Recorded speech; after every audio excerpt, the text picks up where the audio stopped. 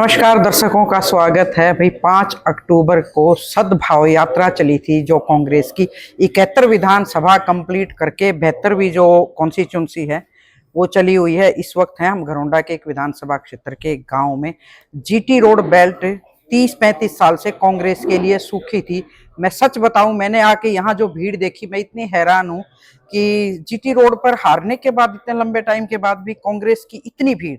चौधरी बरजिंदर सिंह इसकी जैसे लीड कर ही रहे हैं लंबे टाइम से। दाढ़ी भी अच्छी खासी बढ़ गई है क्योंकि 2500 के करीब किलोमीटर के करीब यात्रा कंप्लीट कर ली है। तो यहाँ इतना भीड़ देख के मैं थोड़ी सी हैरान थी। थोड़ा इसके बारे में जान लेते हैं। सर, सबसे पहले तो आपको नमस्कार और आपका स्वागत। सारिका जी, बहुत बहुत धन्यवाद। नमस्ते आपको, और आपका इस चीज के लिए भी धन्यवाद कि आपने हमारी यात्रा का नाम ठीक लिया। सद्भाव यात्रा का है इसको। नहीं, मैं पक गई हूँ सर, क्योंकि मैं लंबे टाइम से कवर कर रही हूँ। सर, जीटी रोड बेल्ट पे तो अभी हम जिक्र भी कर रहे थे कि 35 साल से कांग्रेस नहीं आई और अभी हारे थे, और आज आपकी मैंने इतनी भीड़ देखी यहाँ इस कॉन्स्टिट्यूंसी में। ये जो पूरी बेल्ट है ना, ये बिना बात में बीजेपी के नाम पे थप गई। अदरवाइज जीटी रोड तो कांग्रेस की बेल्ट होती थी हमेशा से, और यहाँ कांग्रेस अभी भी पूरी तरह से और बहुत मजबूती के साथ मौजूद है। बात सारी वही है कि मेहनत करोगे तो कांग्रेस भी उठेगी सारी की सारी। तो इस यात्रा के माध्यम से हम जब यहाँ पहुंचे तो वाकई जो आपने बात कही, चाहे कल करनाल था, आज घरौंडा है, और मतलब बहुत बहुत लोगों का जो रिस्पांस था, और खास तौर पे जो कांग्रेस के कार्यकर्ता जिस प्रकार से इस यात्रा में जुड़े, और नेता कांग्रेस के बिल्कुल इस यात्रा से जुड़े, तो वो सबके सामने था देखने के लिए। आपने नेता का जिक्र किया, एक बदला हुआ माहौल देख रही थी मैं जी। जो अभी चुनाव में या पिछले लंबे टाइम से कांग्रेस में तो थे पर नेता दूसरा था। आज सारी बदली हुई कांग्रेस लगी मुझे कि आप ही के साथ आए हुए हैं सब लोग। ना, कांग्रेस तो कांग्रेस और कांग्रेसी तो वही हैं, लेकिन बहुत से कांग्रेसी ऐसे थे जो बेचारे थक हार के घर बैठ लिए थे। क्योंकि प्रदेश की राजनीति में एक शब्द इस्तेमाल करता हूँ, टॉक्सिसिटी आ गई थी बहुत ज्यादा। अच्छा। टॉक्सिसिटी जब पार्टी के अंदर ही हो जाए तो फिर एक घुटन हो जाती है। ऐसा माहौल, क्योंकि मैं राजनीति में तो नहीं, लेकिन वैसे बचपन से राजनीति घर में देखता हूँ, पार्टी के अंदर कम से कम हमेशा एटमॉस्फेयर जो था, माहौल जो था, वो रिलैक्स्ड होता था। आप किससे मिल रहे हो, किसके यहाँ जा रहे हो, किसी को इस बात से कोई मतलब नहीं था कि आप किससे मिल के आए हो। ठीक है।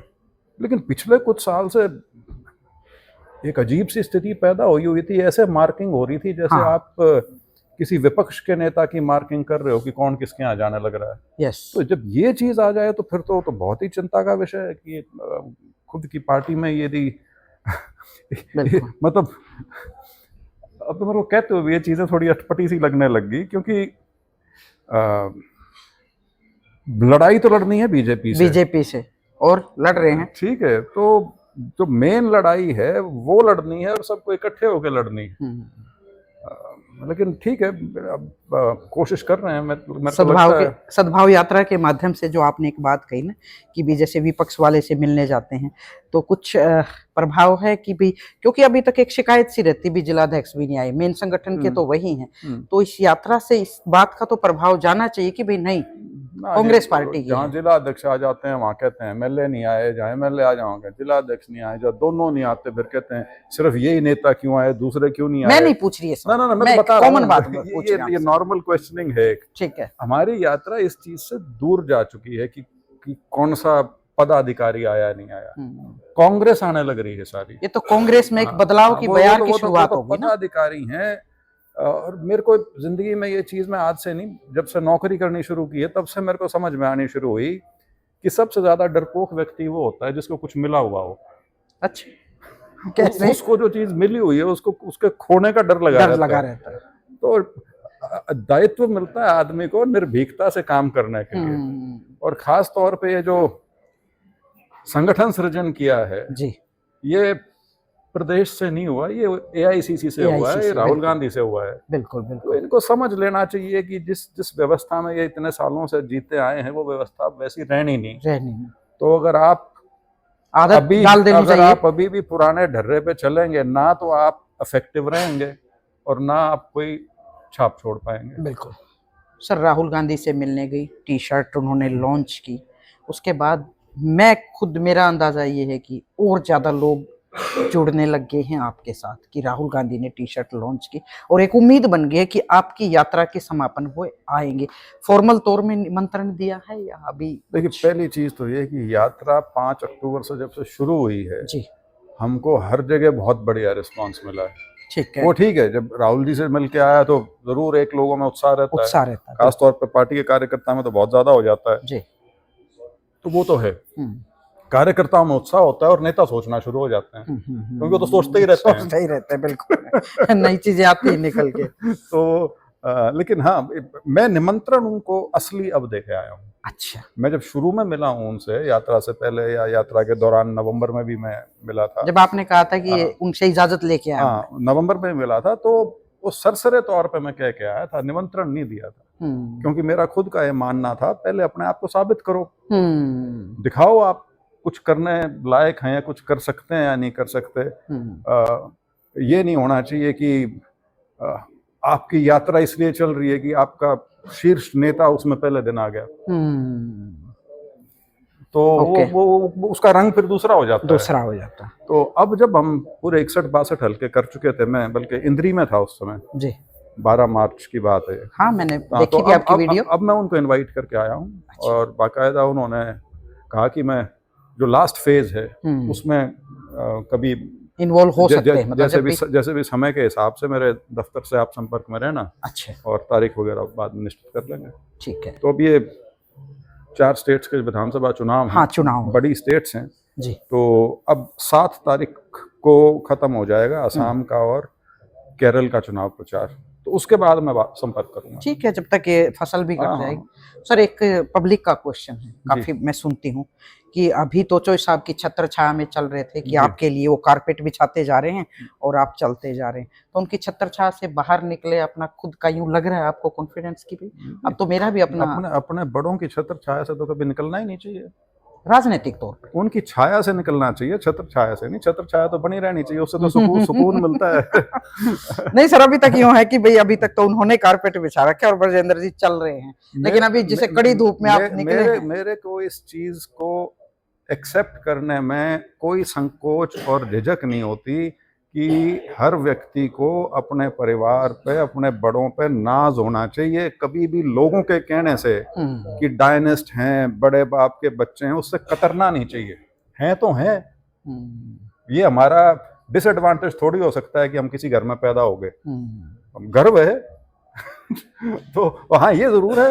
अभी यात्रा भी है, तो सारी ऑर्गेनाइज तो चॉइस आप करते हैं, मैं तो चलने का काम कर रहा हूँ। अच्छा। हाँ, तो मैं इस चीज को यूं कह दूं कि नहीं, अब मैं अकेला ही संभाल रहा हूँ सब कुछ। अभी जितने साथी यहाँ बैठे हैं ये ज्यादातर चॉइस आपके संपर्क के हैं। फिर इस बात को मैं देखती हूँ कई बार बीजेपी वाले, वो खुद से कुछ भी हो लेकिन परिवारवाद की बात करते हैं। ना, खुद से कुछ भी नहीं हो, कुछ हो नहीं, खुद भी चाहे वो कुछ भी ना हो। हाँ, क्योंकि वो कुछ भी नहीं है। नहीं, जो मैं परिवारवाद की बात कर रही थी ना, कांग्रेस पे अक्सर ऐसा आरोप लगाते हैं। शुरू करूं? हाँ, बता दो ताकि दर्शकों को पता चल जाए। गृह मंत्री का बेटा बीसीसीआई का प्रेसिडेंट, उसके बाद आईसीसी का प्रेसिडेंट, जिसका क्रिकेट के प्रशासन में एक्सपीरियंस 0। अच्छा। राजनाथ सिंह जी केंद्रीय अपने रक्षा मंत्री, उनका बेटा एमएलए। अच्छा, ठीक है। मैं छड़ों की बात नहीं कर रहा, ठीक है, उनके तो परिवार नहीं होंगे, ठीक है, लेकिन बाकी कौन सा है जिसके परिवार नहीं? ये माधवराव सिंधिया जी का लड़का कौन सी पार्टी में है? ठीक है। अजीत पवार कौन सी पार्टी में या किसके साथ संबंध थे? और इन्हीं के गिनवाओ, वसुंधरा जी और उनका बेटा, किसको गिनोगे आप? बताओ, मतलब नाम बताओ, फिर बताता हूँ। नहीं, जैसे वो बड़ा मंच से करते हैं ये इस तरह की बात, तो कांग्रेस इतना जवाब में, जैसे अभी आपने, मैंने तो अपने खुद ही समझने की कोशिश की, मैं कांग्रेस के मंच से इस तरह की बात करूं, जवाब नहीं सुना मैंने। बीजेपी के 50 बड़े नाम उठा लेना, 40 के बच्चे आपको राजनीति में मिलेंगे आज के दिन, 40 के। हाँ, इनको अभी राज में आए 12 साल हुए हैं, लेकिन कुछ प्रदेश हैं जहां पे इनके राज में आए 20-25 साल हो गए, वहां पूरी डायनेस्टीज चल रही है। चिंता का विषय ना? कोई चिंता का विषय नहीं। लोग एक बार आपको मौका देते हैं आपके परिवार की वजह से, दूसरा मौका आपको अपनी वजह से मिलेगा, अगर मिलेगा। वो अगर, हाँ, इनिशियल एडवांटेज है और उससे भागना नहीं चाहिए आदमी को। हाँ, लेकिन ये जरूर है, जो लोग ये भी सोचते हैं कि राजनीति बड़ी आसान सी चीज है, हमें रास्ता क्यों नहीं मिल रहा, तो भाई राजनीति नौकरी नहीं है सरकारी जो खुला है आकर घुस जाओ इसके अंदर। अच्छा। दुनिया में कहीं नहीं है। राजनीति सत्ता में आने के लिए आपको बहुत बेलन बेलने पड़ते हैं, लेकिन आज का युवा ये सोचता है कि मैंने 3-4 साल पार्टी के लिए काम कर लिया, मेरे को जगह क्यों नहीं मिल रही। ऐसे ऐसे भी बैठे हैं 30-40 साल से काम कर रहे हैं, उनको जगह नहीं मिली। तो आप सिर्फ ये सोचें कि 3-4 साल मैंने काम कर लिया और मेरे को सीधा बिग ब्रेक क्यों नहीं मिल रहा, तो वो सोच अपने आप में गलत है। तो जो नए युवा हैं राजनीति में अगर वो आना चाहते हैं तो उनके लिए क्या संदेश होगा?